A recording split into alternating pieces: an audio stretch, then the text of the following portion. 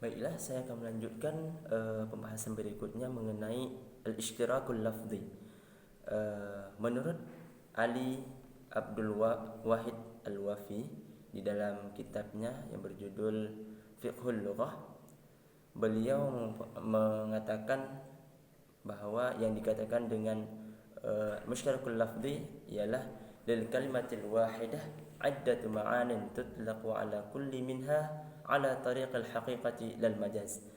Jadi beliau katakan bahwa yang dikatakan dengan ishtirakul lafzi itu satu kata yang mengandung beberapa arti yang masing-masingnya itu dapat dipakai sebagai makna yang hakiki, bukan makna yang majazi.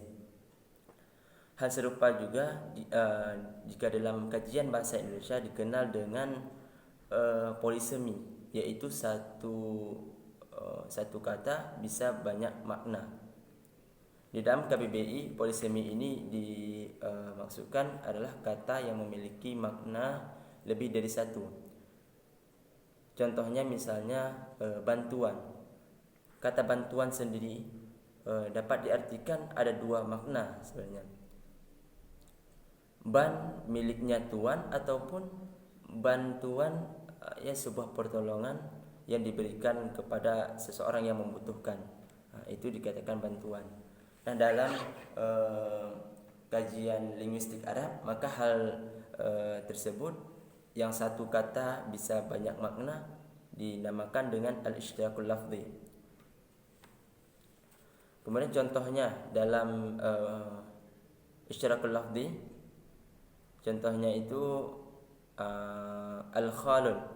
Al-khal maknanya itu yang pertama ada paman dari ibu, yang dikaitkan dengan khal. Yang kedua ada maknanya tahilalat. Yang ketiga ada maknanya tahilalat yang diwajahkan. Yang ketiga ada maknanya awan, dan ada juga yang memaknainya dengan onta yang gemuk. Dengan banyaknya kata-kata satu kata yang memiliki banyak makna, maka adanya penyebab-penyebab sehingga terjadinya memiliki makna-makna yang berbeda.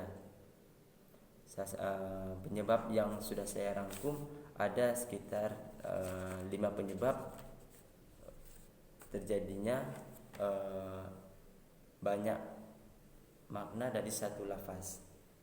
Penyebab yang pertama karena adanya perbedaan kabilah-kabilah di Arab.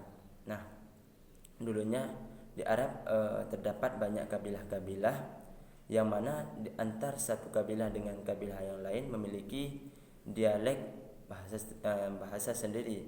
Walaupun memang bahasa yang digunakan juga bahasa Arab, namun antar satu kabilah dengan kabilah yang lain memiliki dialek-dialek tertentu yang berbeda antar satu sama lain, sehingga dialek-dialek yang terdapat pada kabilah-kabilah tersebut yang orang-orang dulu mengkodifikasikan atau membukukannya ke dalam mu'jam ataupun kamus, sehingga kata tersebut tersusun dengan berbagai macam makna. Kemudian seperti contohnya pemakaian kata yadun. Kata yadun ini di satu kabilah ada yang memaknainya sebagai zira' kulluh. Ini satu hasta yang dikatakan dengan yadun, tangan satu hasta ini. Kemudian ada kabilah yang lain juga menyatakan bahwanya yang memaknai kata yadun itu sebagai hanya telapak saja. Nah, itu salah satu contohnya adanya disebabkan perbedaan kabilah yang menyebabkan banyak makna dalam satu lafaz. Kemudian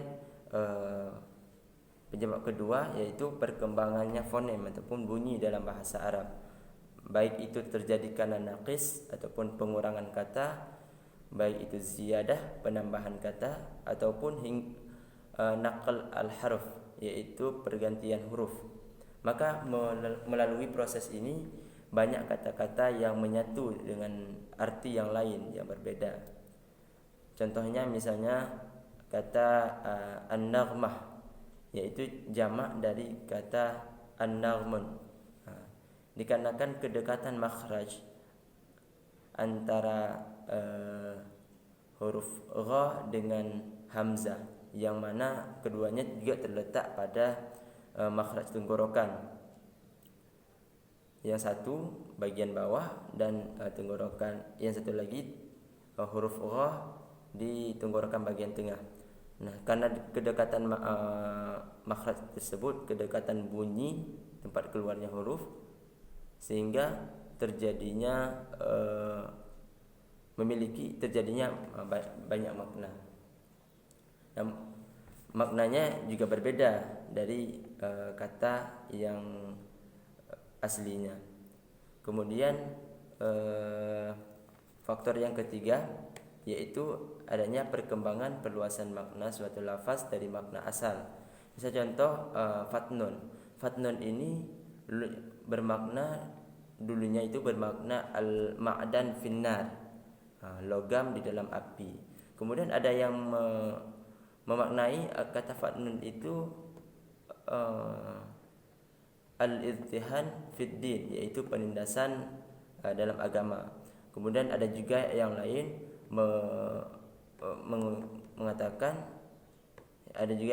mengungkapkan bahwa kata al-fatnun itu bermakna al-wuqu' fid dhalalah, yaitu terjerumus ke dalam kesesatan. Nah, kemudian yang faktor yang ketiga yaitu faktor perubahan sebagian kata dari arti yang hakiki kepada arti yang metaforis. Dikarenakan adanya keterkaitan arti dan seringnya dipakai arti metaforis, sehingga ia menjadi hakiki, tidak lagi yang majazi. Metaforis itu majaz dan hakiki ya hakiki. Seperti contoh misalnya kata ainun. Kata ainun yang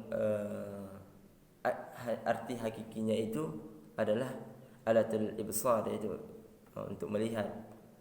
Namun arti majazinya apa? Yaitu al-jasus, intelijen, itu mata-mata. Maka itu dikatakan dengan arti yang majazi, sehingga terjadinya hal itu menjadi faktor salah satu terjadinya banyak makna. Kemudian faktor yang ketiga itu ada perubahan morfologi, yaitu dalam bahasa Arab dikenal dengan tasrif. Maka yang terjadi pada dua kata yang sama bentuknya, dari bentuk tersebut timbullah arti yang bermacam-macam karena perbedaan bentuk masdarnya. Misalnya contoh kata wajada. Maka lafaz kata wajada ini masdarnya itu banyak. Sesatunya ada wijdan, ada wujudan, dan ada maujudah. Nah, ketiga bentuk masdar ini memiliki arti yang berbeda, memiliki makna yang berbeda. Kata wajada yang masdarnya wijdan dan wujudan, maka maknanya itu dapat dikatakan dengan wajada syai', yaitu menemukan sesuatu. Namun pada kata maujudah, maka masdar tersebut diartikan dengan makna marah, sedangkan memiliki fi'il yang sama. Namun kata maujudah ini memiliki makna yang berbeda, yaitu marah. Dan ada juga yang mengatakan masdar yang wujudan dapat diartikan sebagai tafani fi hubbik, kehilangan atau putus cinta. Kemudian yang kelima, faktor yang kelima yaitu terjadinya makna yang taraddud atau yang ragu-ragu antara makna yang hakiki ataupun makna istilah urfi, sehingga terjadinya perubahan arti bahasa ke dalam arti istilah ataupun syarak. Maka contoh dari hal tersebut seperti contohnya as-salah. Maka kata as-salah secara bahasa merupakan doa, sedangkan secara istilah yaitu menunjukkan ibadah tertentu yang telah kita maklumi. Maka dapat kita simpulkan bahwa yang dikatakan dengan istighraqul lafzi itu satu makna, satu lafaz bisa memiliki banyak makna. Seperti contoh tadi, al-khalun, khal itu bisa bermakna akhul ummi, yaitu paman dari sebelah ibu. Sedangkan dan makna yang kedua bisa diartikan dengan syammah fil wajhi, yaitu tahilalat di wajah. Makna yang ketiga bisa bermakna awan, dan makna yang keempat bisa bermakna onta yang gemuk. Kemudian pembahasan yang terakhir yaitu mengenai at-tadad. At-tadad ini jika di dalam bahasa Indonesia dikenal dengan istilah antonim, yaitu satu kata yang berlawanan makna dengan kata yang lain. Nah, kalau dalam linguistik Arab maka hal itu dikenal dengan al-ittidad. Ali Abdul Wahid, menurut Ali Abdul Wahid Wafi, yang dikatakan dengan ittidad yaitu ayyutlaqal lafdhu ala ma'nan wa didduh, yaitu satu kata yang mengandung dua makna yang kontradiktif, yang saling berlawanan. Artinya satu kata dia memiliki dua makna, yang makna keduanya itu saling berlawanan. Misalnya contohnya al-jaun dalam bahasa Arab yang bermakna al-abyad dan al-aswad. Keduanya memiliki makna yang saling berlawanan, di mana al-abyad berarti berwarna putih dan aswad memiliki warna hitam. Oleh karena itu dapat kita simpulkan bahwa yang dikatakan dengan at-tadad itu yaitu suatu lafaz yang memiliki dua makna, yang makna tersebut saling berlawanan. Kemudian selain kata al-jaun ini banyak juga kata lain seperti kata al-jalal. Dari hal tersebut terdapat ada 3 faktor pembentukan at-tadad. Yang pertama ada faktor karena faktor eksternal. Jadi faktor eksternal yang terjadi adanya faktor perbedaan dialek. Seperti yang kita ketahui tadi, adanya perbedaan dialek disebabkan dengan adanya perbedaan kabilah di dalam bangsa Arab. Kemudian adanya yang kedua, faktor kedua, pinjaman bahasa asing, yaitu serapan dari bahasa asing. Misalnya kata al-jalal yang bermakna karimun dan haqirun. Al-jalal memiliki makna karimun dan haqirun, kedua makna tersebut saling berlawanan. Karimun yang berarti mulia, sedangkan haqirun yang berarti hina. Kemudian faktor yang kedua dikarenakan ada faktor internal, yaitu faktor motivasi dari bangsa Arab sendiri dalam menunjukkan untuk perluasan makna, majas dan penegasan, ataupun untuk generalisasikan makna aslinya, untuk mengumumkan makna yang asli. Kemudian faktor yang ketiga adanya faktor historis. Nah, dalam faktor historis ini dikarenakan ada peninggalan masa lalu dari bangsa-bangsa dahulu yang meninggalkan makna-makna yang meninggalkan satu kata memiliki dua makna yang saling berlawanan. Sehingga para ulama berbeda pendapat dalam mendukung adanya at-tadad ini. Sebagian ulama ada yang menolak at-tadad seperti Ibnu Darastawi. Beliau menolak adanya at-tadad. Sampai-sampai beliau juga menuliskan dalam bukunya yang berjudul Al-Ibtalut Tidad. Adapun tokoh-tokoh yang mendukung adanya ittidad itu, yang pertama ada Al-Khalil, ada Sibawayh, Abu Ubaidah, Abu Zaid Al-Ansari, Ibnu Faris, Ibnu Sayyidah, Al-Tha'labi, Al-Mabrud, dan Suyuti. Menurut Suyuti dan Ibnu Sayyidah, jumlah antonim yakni lebih dari 100 lafaz. Akan tetapi ada beberapa orang dari kelompok ini telah memahami tentang batasan-batasan uraian antonim serta contohnya, yaitu mereka adalah Qurtub, Al-Asma'i, Abu Bakar bin Ambar, At-Tauzi, Al-Birkat bin Ambar, dan Ibnu Dahan. Di antara kitab terkenal adalah kitab Ittidad karangan Ibnu Ambar yang berpendapat bahwa ittidad lebih daripada 400 lafaz. Maka kedua kelompok yang mendukung dan kelompok yang menentang adanya ittidad itu masing-masing berusaha untuk mempertahankan pendapatnya. Kelompok yang pertama menolak adanya ittidad, itu tidak memperbolehkan untuk mengkaji beberapa contoh ittidad, sampai Ibnu Dustawiyah, seorang yang menolak adanya ittidad, terpaksa mengakui adanya kata-kata asing dalam lafaz-lafaz tersebut. Beliau berkata, hanya bahasalah yang memiliki makna yang berlawanan, walaupun memperbolehkan satu lafaz memiliki dua makna yang berbeda, atau salah satu di antaranya merupakan antonim dari kata yang lain. Maka kelompok yang lain juga mengatakan bahwa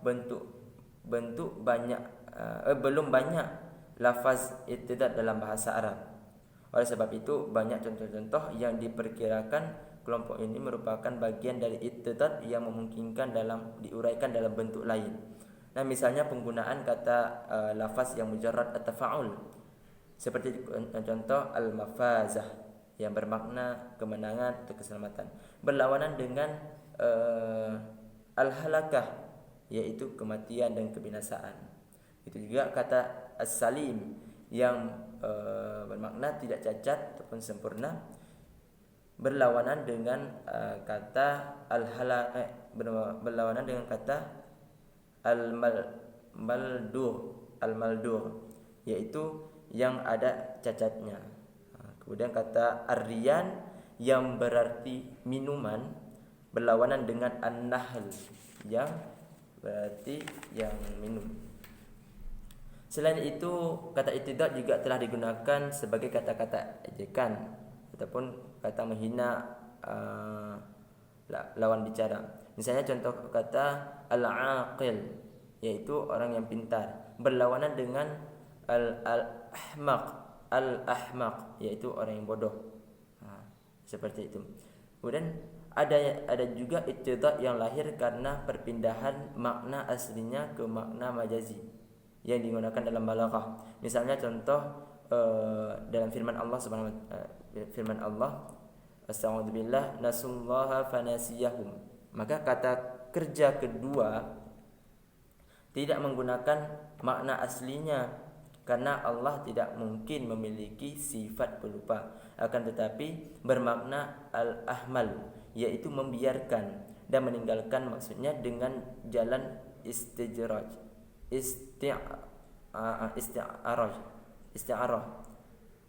Isti'arah ini sangat bagus untuk memberikan kepastian dalam menyamakan dua lafaz dan menyamakan antara balasan dan perbuatan. Nah, adapun jenis antonim yang menggunakan kata asli dan mengambil makna umum yang diikuti oleh dua antonim, inilah yang dikatakan oleh ulama sebagai mushtarakul maknawi. Misalnya kata al-qar'u yang bermakna suci, dan juga kata az-zawju yang menunjukkan makna laki-laki dan perempuan, dan kata as-sarim yang menunjukkan makna siang dan malam. Kemudian dapat kita simpulkan dari at-tadab itu sendiri bahwa adanya satu kata memiliki dua makna yang saling berlawanan. Seperti contoh tadi al-jaun. Al-jaun itu ada dua makna. Yang pertama al-abyad dan yang kedua bermakna aswad. Yang keduanya itu memiliki makna yang saling kontradiktif, yang berlawanan. Mungkin hanya ini pembahasan daripada kelompok kami. Jika ada kekurangan, kami mohon maaf atas segala kesilapan, dan juga jika memang ada pertanyaan ataupun yang ada istilah-istilah yang kurang dipahami dapat ditanyakan. Insyaallah akan kita diskusikan pada pertemuan ini. Demikian. Assalamualaikum warahmatullahi wabarakatuh.